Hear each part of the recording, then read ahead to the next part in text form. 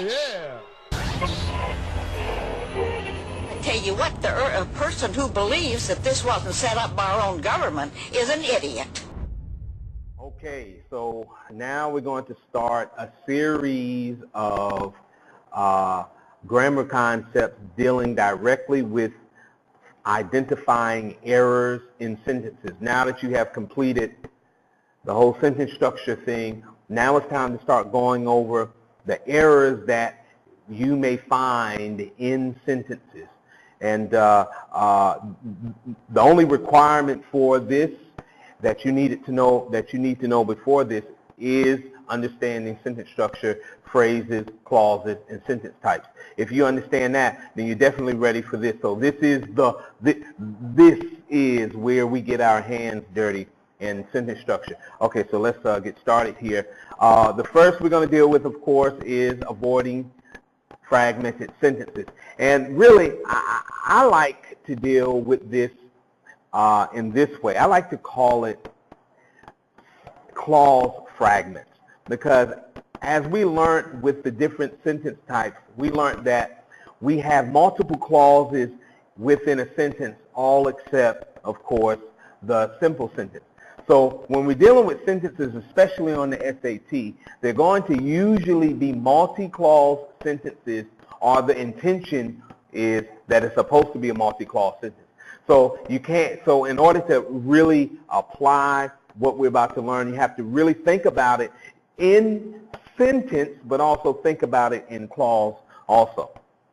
Okay, what is a fragmented sentence or clause?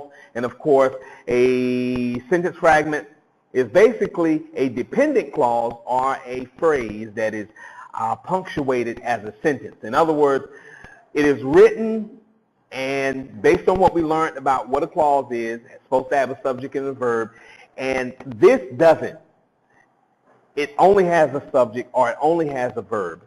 And of course, and if it does have a subject or a verb, it doesn't complete a thought, meaning it starts with a subordinating conjunction, but it doesn't have an independent clause to go along with it. So when you're looking for them, you're looking for a few things. And here, first you're looking for the dependent clause. If there's only a dependent clause, meaning that clause that begins with a subordinating conjunction, then you know you have a fragment. If the clause itself is missing a subject, then you know you have a fragmented clause, thus you know you have a fragmented sentence. If it's missing a verb, then you know you have a missing, you're missing a verb in the clause, so you know now you have a fragmented clause. And of course, the verb part, that could be either the helping verb or what's supposed to go with the helping verb. Any way you look at it, you know if you're missing it and it's supposed to be there, then of course you're going to have a fragment. If it's just an infinitive phrase, a to form like to like, to love, to walk, and there's no word, a helping verb to go with it, then you know, of course, then you have a fragment. Then participle phrases, those are the words that used to be verbs that start with ing, like talk. Now has become talking, and you just only have talking. Frank talking to his friend. Well, of course, we know talking now is not a verb. If you want to make it a verb, you need to add a word to help it, like is or was talking, is talking. Prepositional phrase, past participle phrase, noun phrase. In other words, all of these can be characterized as incomplete expressions or thoughts. When you have an incomplete expression of thought, whether it's syntax related or whether it's meaning related, in this case talking about the dependent clause, syntax talking about missing the subject and verb in general, then you know you have a fragmented sentence. Okay, so back to what is a fragment. We know it is an incomplete thought. We know it's missing a subject or a verb. We know that it's probably going to be a dependent clause that needs an independent clause. So we know all of that. Now let's look at something. Okay, so we know if it's missing the verb strain, then we know it's missing, for instance, John working extra hard on his hook shot lately. We know we should have something before working. It should be John is working, John was working. Whatever the case is, we need something before it to complete that verb string or verb phrase. If it's not there, then we know we have a sentence fragment or clause fragment. Okay. Okay, so we just mentioned that. I'm going kind of fast. If you want to go slow, of course, you have the SCORM there. You can go over it. A sentence or clause fragment tries to, it's best, of course, to be a sentence but something is missing. In this case, let's look, spending hours every day after school and even on weekends. Here we have, I guess, what can be loosely called a subject, but we definitely don't have a verb. So once again, we have a sentence fragment, and this sentence, of course, only has one clause. Okay, so let's move on here. Subject-verb relationships, of course, we know if we have a subject, we must have a verb. If we're talking about a sentence, let's look at the sentence here. After the coach encouraged him so much last year, and he seemed to improve with each passing game.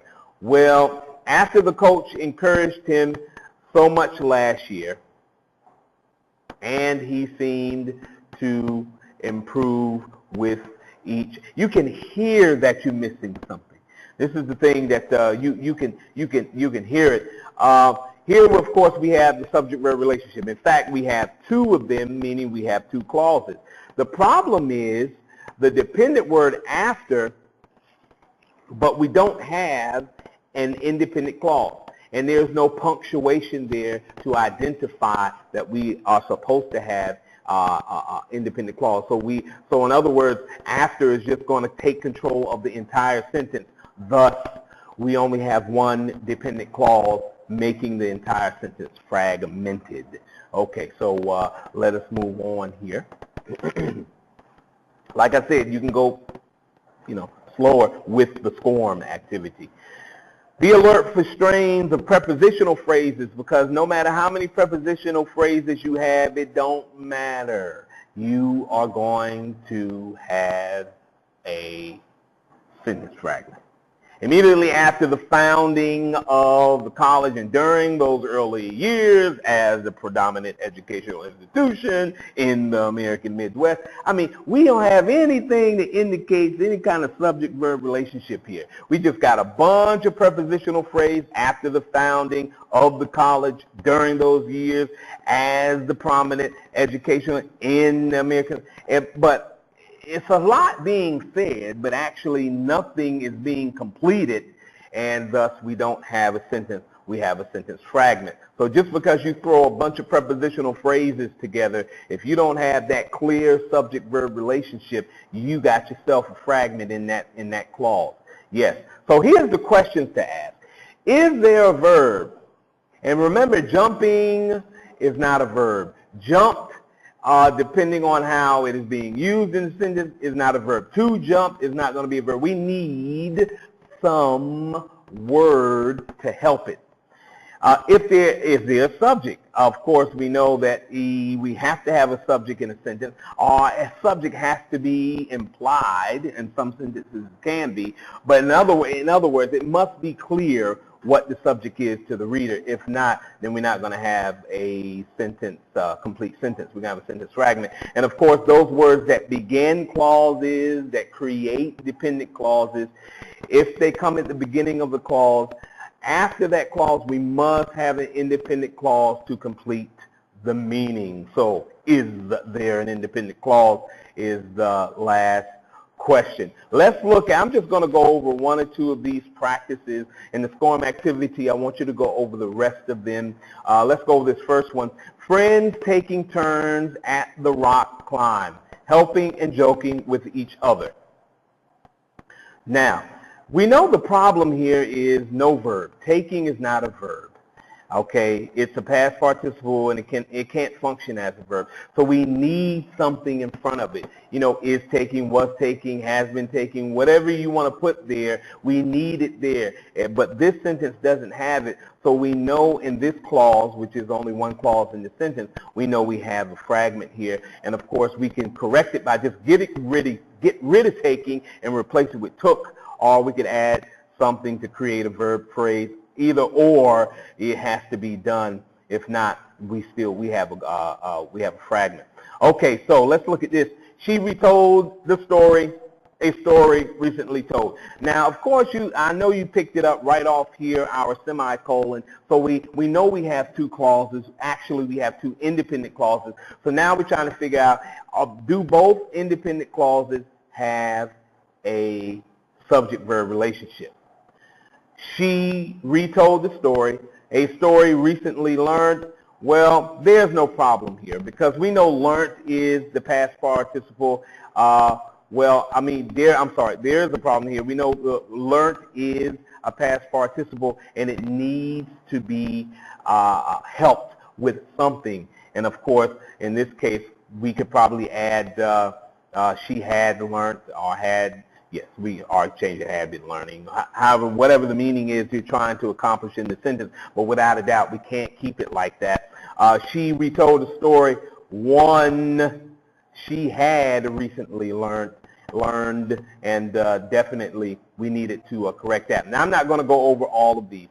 Okay, you can go over these individually and with the SCORM, but the main thing I want you to take from this is the fact that when you have a fragment, it can either be a sentence if there's only one clause, or a clause fragment if there's more than one clause in the sentence. Because understand that you can have a sentence with two clauses. One of the clauses, fine, subject-verb relationship, nothing wrong with it. And then you have the other clause that's missing a subject or a verb. That clause is the fragment, but it makes the entire sentence a fragment. So I need for you to look at this in both ways. Sentence fragment, clause fragment. And I think you'll be able to easily be able to identify when you have a problem. Okay. In Islamic school. I'll talk about tomorrow. That's rolling the hard way. We don't want to roll quite that hard. We want to get one of them little minibuses. Welcome to the newtimeflash.com. Welcome to the newtimeflash.com. Oh yeah. All right. Check this out.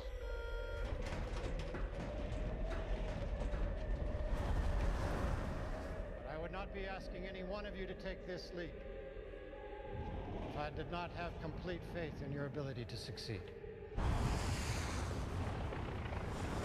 Your courage will never be more needed than it is today.